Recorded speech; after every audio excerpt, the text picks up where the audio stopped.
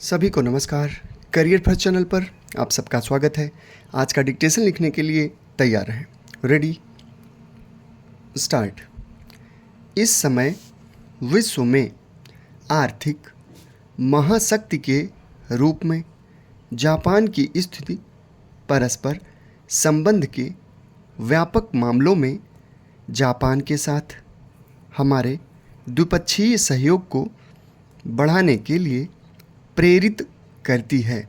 हमारा विश्वास है कि यह शांति एवं प्रगति का एक महत्वपूर्ण कारक है। दक्षिण पूर्व एशियाई देशों से हमारे पुराने सांस्कृतिक और द्विपक्षीय संबंध रहे हैं।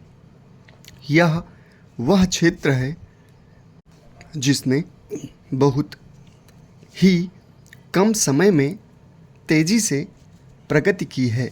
मेरी सरकार द्वारा किए गए प्रयासों से इस क्षेत्र के साथ हमारे पारस्परिक आर्थिक क्रियाकलाप को सुदृढ़ करने के नए अवसर उत्पन्न होंगे।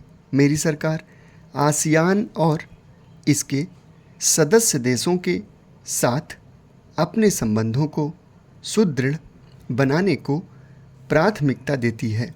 हमें आशा है आसियान के साथ हमारी क्षेत्रीय वार्ता जल्दी शुरू होगी। पिछले दिसंबर में हुए शिखर सम्मेलन के बाद आधुनिक विश्व में एक सुदृढ़ राजनीतिक और आर्थिक सत्ता के रूप में यूरोप का प्रादुर्भाव एक महत्वपूर्ण घटना है। यूरोपीय समुदाय व्यापार में हमारा मुख्य भागीदार और निवेश का एक महत्वपूर्ण स्रोत है और हम अपना सहयोग और अधिक बढ़ाने तथा सुदृढ़ करने के इच्छुक हैं। हमारे प्रधानमंत्री का सबसे पहला विदेशी दौरा जर्मनी का था, जहां उन्होंने जर्मनी के नेताओं से दोनों देशों के पारस्परिक महत्व और सहयोग के अनेक विषयों पर विचार विमर्श किया। हमने फ्रांस और पुर्तगाल जैसे अन्य प्रमुख यूरोपीय देशों के साथ भी उपयोगी वार्ता की।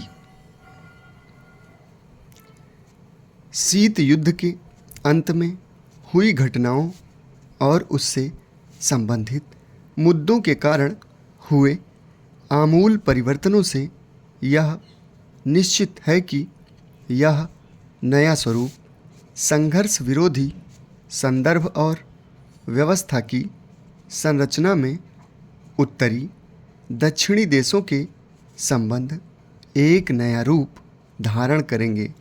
विश्व के विकासशील देशों को अपने आप को विकास की इस नई गति के अनुकूल बनाना होगा, जिसका उद्देश्य संपूर्ण विश्व में समान समृद्धि प्राप्त करना होगा। खुशहाल एवं संतुष्ट मानव जाति के इस स्वप्न को साकार करने में विश्व शांति और व्यापक निरस्त्रीकरण का महत्वपूर्ण योगदान होगा। भारत इस स्वप्न को साकार करने का भरसक प्रयास करेगा।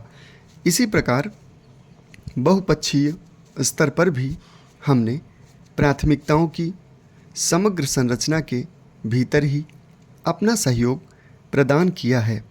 गुटनिरपेक्ष आंदोलन अत्यधिक तेजी से होने वाले विश्वव्यापी विकास के अनुरूप हो रहा है। हमने इसकी अस्थायी प्रासंगिकता को अपना विश्वास पुनः प्रकट किया है। इसके सिद्धांत में राष्ट्रीय निर्णय लेने की स्वतंत्रता आज जितनी प्रासंगिक है उतनी पहले कभी नहीं थी।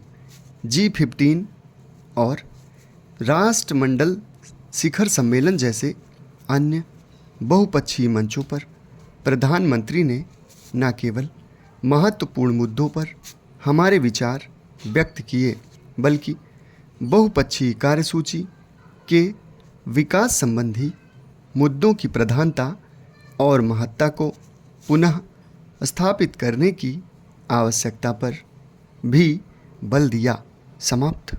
धन्यवाद।